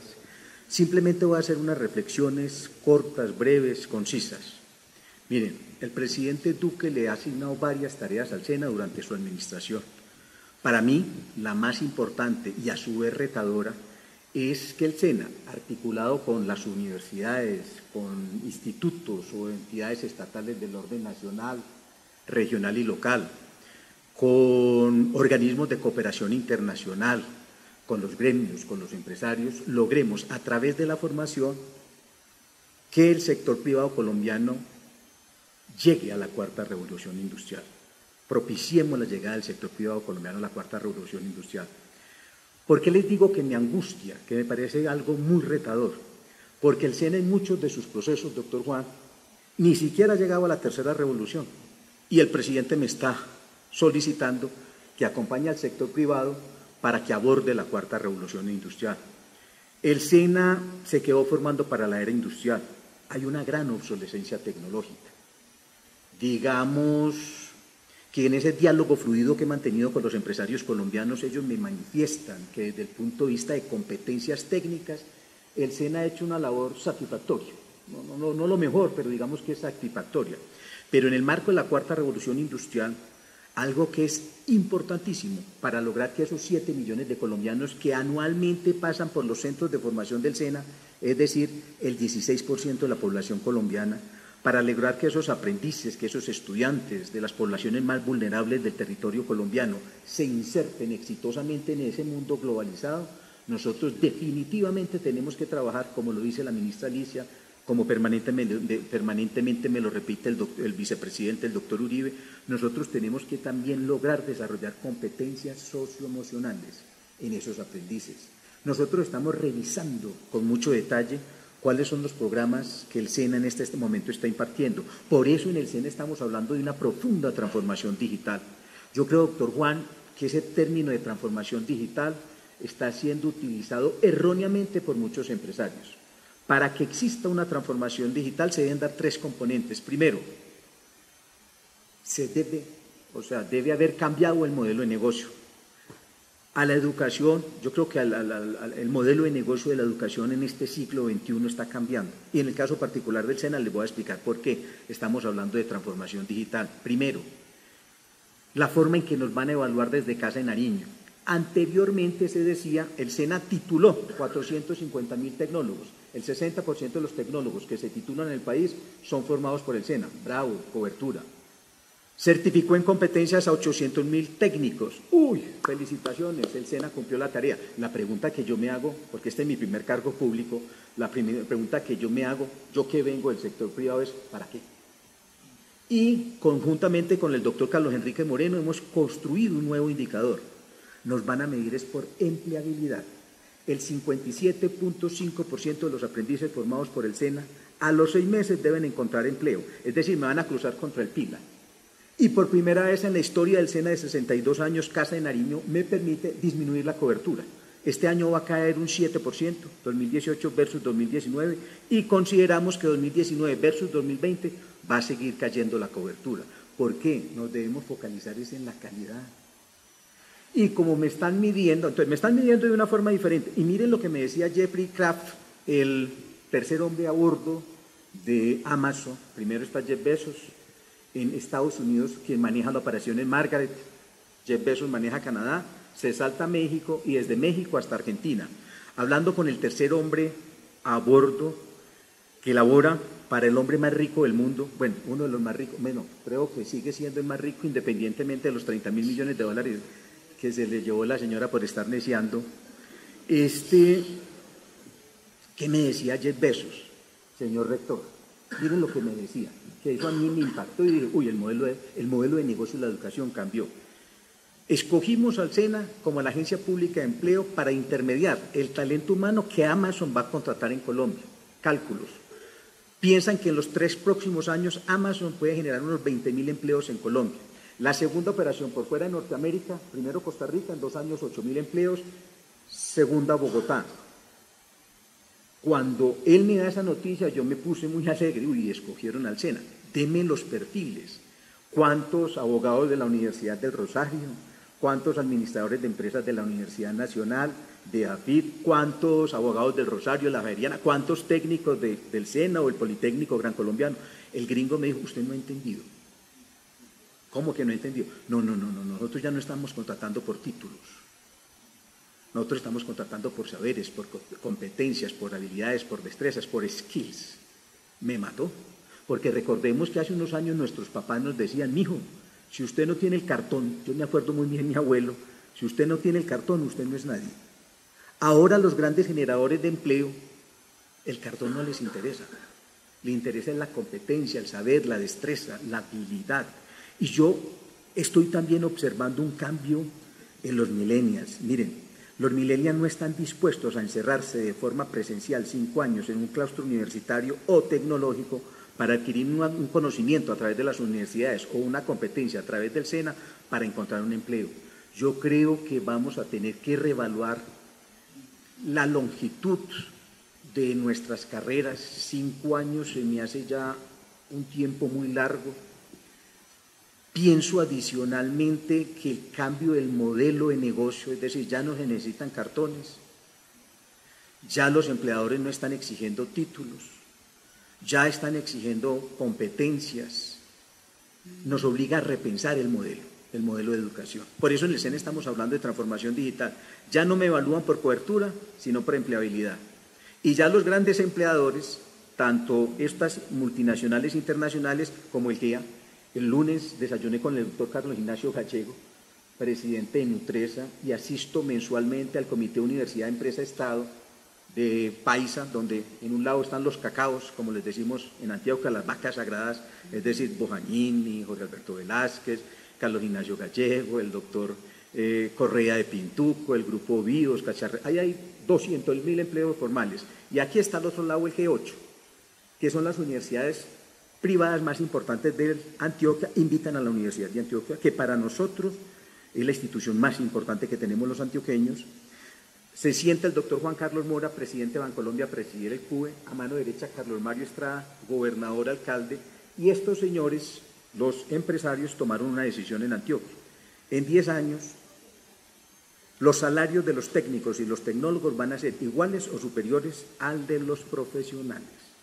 Eso es un cambio y es un enfoque bien diferente. Y estos señores también le dicen al SENA, y no necesitamos técnicos ni tecnólogos, pues el título no, es el saber. Ellos me hablan de una especie de menú de competencias. Vea, Carlos Mario, nosotros le vamos a decir cuáles son las competencias y las destrezas que sabemos, y el joven debe adquirir esta competencia como un menú. Empieza a escoger y empieza a armar su perfil, pero con base en saberes. Por eso en el SENA estamos hablando de transformación digital. Nos cambió el modelo de negocio. Tenemos que pasar de ser una empresa que está formando para la era industrial y formar para la era digital. Nuestros procesos tienen que dejar de ser análogos para ser digitales. Y tal vez lo más importante de una transformación digital, el cambio cultural. La lentitud del Estado a mí me tiene asombrado. Este es mi primer cargo público. En el sector privado o en las cajas, el consejo directivo, las juntas directivas, tomamos una decisión y nos fuimos. Aquí esa decisión hay que articularla, conversarla, hablarla con los sindicatos, con el Congreso, con los políticos, con los gremios, y eso hace... Yo, por ejemplo, le dije al doctor Carlos Ignacio, me hizo una reclamación. Él está manejando a nivel empresarial toda la integración con los empresarios de México, Perú y Perú, la Alianza del Pacífico. Y me solicitó, doctor Juan Lozano, que cuando íbamos a unificar los códigos de las normas de ocupaciones con el SHU a nivel internacional. Ya es una decisión, el doctor Uribe nos está acompañando conjuntamente con el doctor Oviedo del DANE. Hay una decisión de Casa de Nariño que la unificación, me pregunta el doctor Carlos Ignacio Gallego, ¿cuánto se demora? Hombre, nosotros pensamos que es un proceso de 18 meses, 2 años. No, increíble. O sea, van a terminar cuando esté finalizando la administración. Yo le dije, doctor Carlos Ignacio, algún día lo invito a que sea funcionario público, para que se dé cuenta de las dificultades que encontramos. Vamos a cambiar al SENA, estamos trabajando en esa dirección. Nosotros ese segundo objetivo del presidente Duque lo estamos asumiendo. Acabo de venir de una reunión con todos los presidentes de las firmas alemanas, Bosch, Siemens, SAP, Festo. Estaba el embajador de Alemania, acabamos de firmar un convenio interadministrativo donde vamos a sumar esfuerzos. El gobierno alemán va a colocar unos recursos, el SENA va a colocar otros recursos para lograr desatrasarnos tecnológicamente al interior del SENA y que nuestros aprendices cuenten con los centros de formación, que encuentren unos ambientes de formación, que estén familiarizados con la cuarta revolución industrial. En eso venimos trabajando. El doctor Uribe lo dice permanentemente, la doctora Alicia Arango, la ministra del Trabajo, educación pertinente, visionaria y calidad. Y creo que ese es el objetivo, lo vamos a cumplir. Ese segundo objetivo me angustia, porque vuelvo a repetir, el SENA en muchos de sus procesos, sus servicios, sus programas, no ha llegado a la tercera revolución industrial. Significa que con el lapso que me dieron en Casa de Nariño de 18 meses para hacer esa transformación digital, me va a tocar saltarme una revolución, la tercera, y llegar de lleno a la cuarta, porque nadie da de lo que no tiene. Pero esos 40.000 funcionarios del SENA, de los cuales 33.000 son profesores, tienen también que adquirir esas competencias socioemocionales, esas destrezas emocionales, esa inteligencia emocional. Finalizo con lo siguiente, doctor Juan Lozano, agradeciéndole a Adriana la participación. Señores, nos tocó estudiar de la cuna a la tumba. Lo que yo le he dicho a los aprendices es que cada 3 años ellos tienen que regresar al SENA a refrescar sus conocimientos. Lo que hoy sabemos no nos sirve absolutamente para nada en 3-4 años. La cuarta revolución industrial está generando un profundo reacomodo en la oferta laboral a nivel mundial. Van a desaparecer millones de cargos, pero nosotros como líderes tenemos que tener la visión de determinar cuáles son esas otras millones de oportunidades que van a surgir para poder que nuestros jóvenes se inserten exitosamente en este mundo globalizado, en este mundo de la cuarta revolución industrial. Muchas gracias. Muchas gracias, doctor Estrada.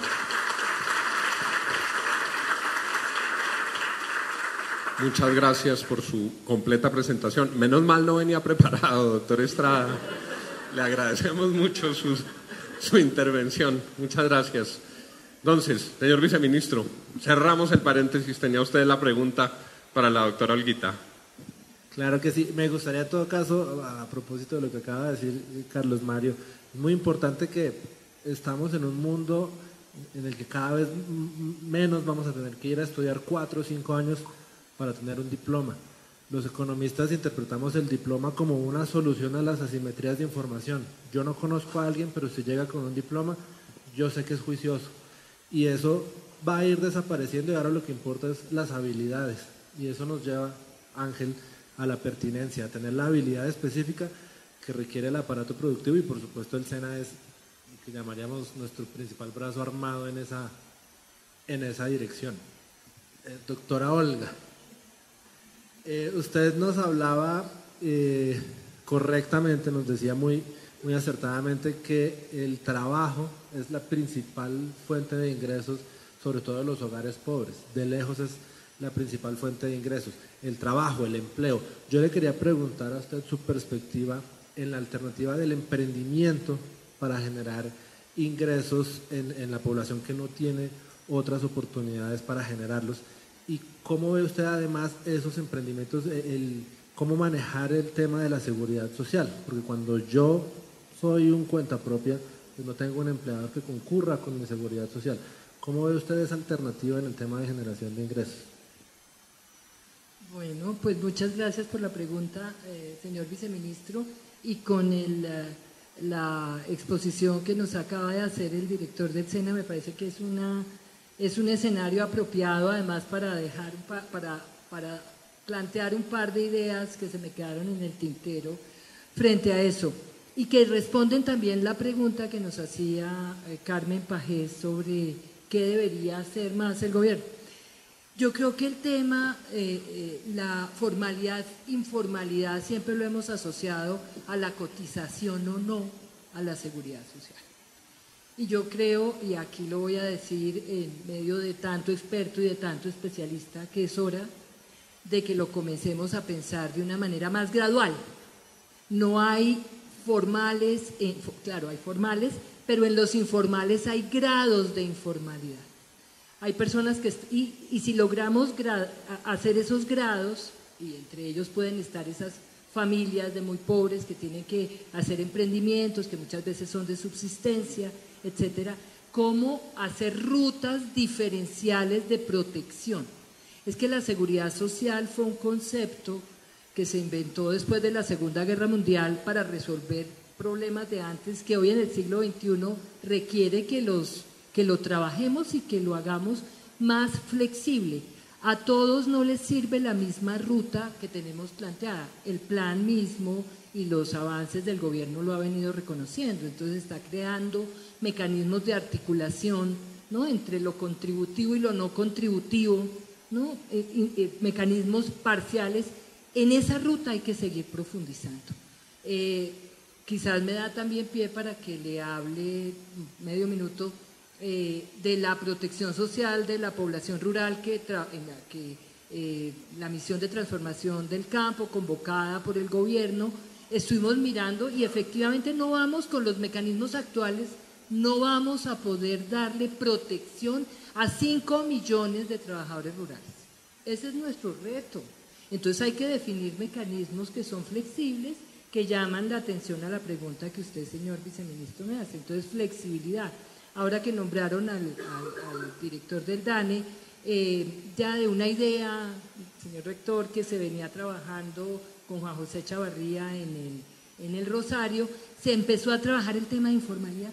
O sea, de cómo distinguir, cómo entender mejor ese concepto para poder diseñar, y todos los que estamos aquí, ustedes, señores de las cajas, nos pueden aportar muchísimo a cómo entender mejor eso y cuáles son las rutas. Y el último punto, las familias también hacen muchas cosas. La protección social no está fuera de la órbita, no es alguien más que la da, sino también las familias hacen muchas cosas. Entonces tenemos que aprender qué es lo que hacen las familias. Esta mañana usaron el término maravilloso y muy técnico de las hipotecas revertidas, y el ministro de Hacienda no respondió al tema. Pues efectivamente la gente cree que su vivienda y ahorrar para su vivienda es la mejor protección. ¿Ustedes sabían que más del 50% de los colombianos tiene vivienda o la está pagando? Entonces puede que no esté cotizando a la seguridad social, pero está creando una protección. Entonces, ¿cómo vinculamos eso que hace la gente? ¿Cómo lo vinculamos adecuadamente a aspectos más flexibles? Era la segunda idea que se me ha quedado en el tintero y que era muy importante que en medio de este escenario. Entonces ahora me toca a mí preguntarle aquí al doctor Pizarro. No, y estoy muy animada porque ayer participé, me invitaron a la Academia de Ciencias Exactas, Físicas, y está complicando la pregunta. Me invitaron fui a acompañar a magníficos académicos que los invitaron a ser miembros de nube de esa academia. Un profesor hoy de la Universidad de los Andes, Clemente Forero, Fernando Chaparro, Hernán Jaramillo del Rosario, y me encanta mencionarlos porque ellos han jugado un papel en ciencia y tecnología, precisamente dirigiendo Colciencias. Entonces mi pregunta para usted empezó por ahí, mi querido doctor Lizano, usted se metió por el tema de, entonces, ¿cómo logramos elevar, ¿no? ¿Cómo logramos? Es un tema institucional, es un tema de recursos, se va a solucionar con el Ministerio de la Ciencia y la Tecnología. Usted lo ha pensado mucho, ¿no? Esa facultad que usted dirigió de la Escuela de Gobierno. Entonces yo le pregunto si nos puede dar es muy importante, ¿no?, el cambio en el sector productivo, la transformación productiva del país. La modernización pasa por ahí, por ciencia y tecnología. ¿Cómo lo logramos? Bueno, yo creo que hay un tema que es muy importante. Ustedes miran el sector de las flores en Colombia. Aquí vino un gringo, armó flores de Colombia y Floramérica, fueron los primeros cultivos de flores, y la gente vio cómo se sembraban flores en Colombia y se entrenaron una cantidad de técnicos, de trabajadores, y a la vuelta de 20 años el país está exportando $500 millones en flores sin ningún problema. Por emulación, por ejemplo, la gente copia las cosas, y me parece que eso es una cosa que hay que entender y es una demostración. Lo propio pasó con palma africana, lo propio pasó con el arroz en el Tolima, en el Meta, en el Casanare. La gente va viendo las cosas y dice, oiga, esto funciona y no sé qué, y ahí me voy metiendo y me voy metiendo y voy creciendo. Entonces yo creo que hay una cosa por emulación que me parece que es muy importante, que es parte de la fibra de los colombianos. Lo segundo, ¿qué se puede hacer para conseguir más recursos para investigación e innovación? Pues uno dice, bueno, lo primero, el presidente Duque hizo un esfuerzo este año y hay una platica en el presupuesto. Que si es el 1% del PIB, no lo es mucho menos que eso, pero es un casi. Bueno, el doctor Estrada mencionaba un tema que es muy importante. Yo quiero combinarlo con todo esto. Yo acabo de terminar un periodo de 2 años de director de la Escuela de Gobierno y hay una lección que aprendí ahí. La escuela tiene 25 profesores, todos con PhDs, y un poco tienen una función esos profesores. Y cuando hablo de los Andes, ese ejemplo se replica en la Nacional, en el Rosario, en la de Antioquia, en la gran mayoría de las universidades, y lo voy a decir, de primer nivel del país. Todos los profesores tienen una doble función y es docencia, investigación y en algunos casos desarrollo institucional. Tienen esas 3 funciones dentro de su trabajo. Uno se pone a mirar qué están investigando y la dificultad a veces para conseguir recursos, pero se los levantan, los buscan y los consiguen. Si uno pudiera juntar lo del sector privado, que las compañías, obviamente con productos, digamos, la posibilidad de tener unos márgenes grandes para poder reservar un porcentaje, para hacer investigación y desarrollo es duro, pero alguito que cojamos, más lo del gobierno que puso a través de Colciencias, más las universidades, más lo que consiguen ellos en los centros de investigación, eso es absolutamente vital. Y esas investigaciones conectadas con los centros de investigación. Doctor Estrada mencionaba lo que está haciendo, digamos, con todo el empresariado alemán que tiene empresas en Colombia. Juan Mayer, que fue embajador en Alemania en el pasado gobierno, hizo un trabajo magnífico conectándose con todos los institutos de investigación alemán. Se trajeron esos institutos, muchas de las universidades empezaron a arrancar programas con los alemanes. Yo creo que eso, por ejemplo, es un ejemplo de que se tiene uno que conectar también con ese mundo desarrollado. Yo veía, por ejemplo, en México, conocí un señor que está metido en el negocio de energía solar y le pregunto, pues entonces uno dice, bueno, ¿y dónde produce los paneles? Y me dijo, los produzco en Alemania. Y pues eso le vale mucho más dinero. Me dijo, sí, pero tengo una gran ventaja. Estoy conectado con los centros de pensamiento y obviamente voy 1 metro más adelante de lo que van todos los demás. Entonces yo creo que hay que ser innovador, ser creativo y entender que las mismas cositas que hemos producido históricamente no nos van a permitir salir del nivel de desarrollo que tiene este país, nos vamos a estancar y si no nos movemos hacia esas nuevas cosas, el mundo nos va a dejar atrás. Muchas gracias, doctor Pisano. Nos quedan 4 minutos para las 5 de la tarde. Se los ofrezco a los señores panelistas si alguno quiere hacer alguna consideración final, señor rector. Aquí tengo, mira, yo solamente quisiera compartir lo que es la manera como entendemos las competencias que tantos han hablado. Sin duda una competencia es la convergencia de diferentes elementos. 1, los jóvenes deben tener conocimientos, está claro. 2, los jóvenes deben tener experiencias previas, sin duda. 3, que es muy importante, la competencia requiere de actitudes y 4, de aptitudes. Pero el 5, que es sobre el cual quiero llamar la atención, en algunos escenarios, algunos académicos consideraron que los valores no eran parte de la competencia. Y hoy en día lo que se está demostrando es que se requiere conocimientos, experiencias, actitudes, aptitudes y, muy importante, valores, que es lo que estamos formando entre todos los que estamos aquí presentes. Existen muchísimos conceptos que uno podría mencionar, o valores, como lo quieran llamar. Yo solamente mencionaría uno, Juan, que es el que necesitamos tanto en nuestra patria, el de la solidaridad, que existen muchas definiciones, pero sin duda es dar mucho más de lo que nos corresponde. y es lo que estamos trabajando en los diferentes escenarios de educación por Colombia. Muchas gracias, Juan. Muchas gracias, señor rector. Ángel, también habías indicado. Sí, hay un escritor italiano que se llama Umberto Eco, que falleció hace unos años, que decía que nunca en la historia había habido tanta información y tan poco conocimiento. Él era bastante crítico de las plataformas digitales, de la nueva tecnología, pero creo que rescataba dos de las ideas que yo intenté mostrar, porque creo que una Colombia más productiva y más inclusiva y más formal no puede serlo sin una transición hacia una mayor economía del conocimiento, ¿no? Uno, cerrar las brechas de formación, se ha mencionado, entonces insistir que es importante para traducir información en conocimiento, es necesario pues tener ciertos criterios y cierta capacidad y pertinencia en las habilidades que sabemos desempeñar, y por tanto estamos por ahí. Y el segundo, insistir en que hay que también universalizar la sociedad de la información, que no está llegando todavía a la mitad de los colombianos, ¿no? Creo que esas dos vías son fundamentales, y desde el sector privado obviamente tenemos, como exige, como pregunta Carmen Pajés, que fue mi jefa, por cierto, en el BID, así que me veo responsable de responderla. Como sector privado estamos dispuestos, por supuesto, a trabajar en ambos campos. Muchas gracias, Ángel. No, doctor Eduardo. Que yo quería coger de Olga Lucía, el tema que de las áreas de la economía que se ha hecho con mayor informalidad en el país es la construcción de vivienda. Una ciudad como Bogotá, el 50% de las viviendas que hoy construidas en Bogotá se hicieron informalmente, en barrios ilegales, sin vías, sin acueductos, sin alcantarillados, sin absolutamente nada. Todos los que son de mi generación vivimos todos los barrios populares de Bogotá, que no había nada. Y obviamente entró el Estado, se pagaron unas tarifas de servicios públicos más altas y se logró hacer un urbanismo para que esa gente tuviera unas condiciones adecuadas de agua, de vías, de alcantarillados, de todo esto. Pero ojo con esto, no hay vivienda popular de esas de un barrio ya desmarginalizado que no tenga 3 o 4 pisos. Las pensiones de los pobres no están en el sistema de pensiones tradicional, sino están en los apartamentos que tienen encima.